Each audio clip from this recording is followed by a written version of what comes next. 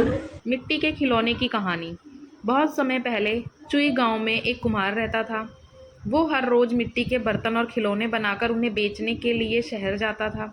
इसी से जैसे तैसे उसका जीवन चल रहा था। हर दिन की तंगी से परेशान होकर एक दिन उसकी पत्नी ने उससे कहा कि मिट्टी के बर्तन बनाकर बेचना बंद करो।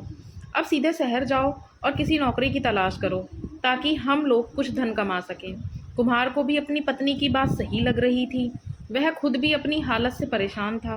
वह शहर गया और वहां जाकर नौकरी करने लगा। भले ही वह नौकरी करता था, लेकिन उसका मन मिट्टी के खिलौने और बर्तन बनाने का करता रहता था। फिर भी वह मन मारकर चुपचाप अपनी नौकरी करने में लगा रहा। ऐसे ही उसे नौकरी करते हुए काफ़ी समय गुजर गया।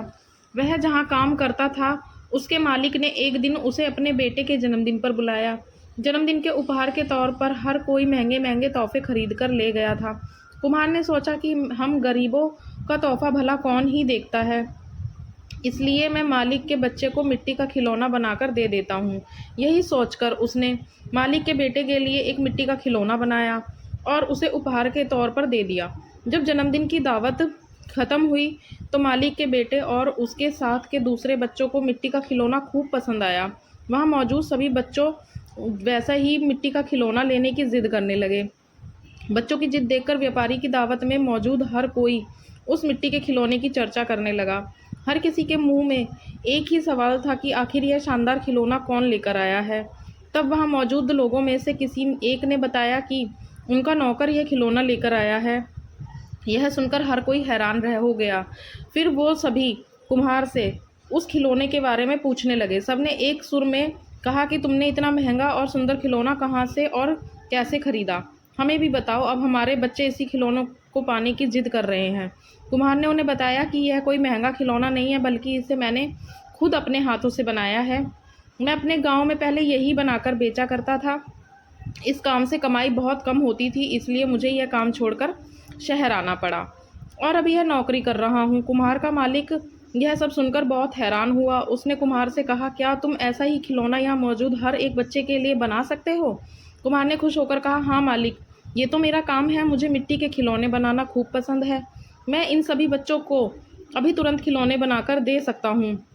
इतना कहने के बाद कुम्हार ने मिट्टी जुटाई और खिलौने बनाने में जुट गया।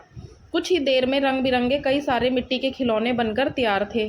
कुम्हार की यह कलाकारी देखकर उसका मालिक हैरान होने के साथ ही काफ़ी खुश भी हुआ।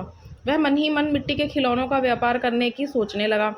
उसके मन में हुआ कि वह कुम्हार से मिट्टी के खिलौने बनवाएगा और फिर खुद उन्हें बेच देगा।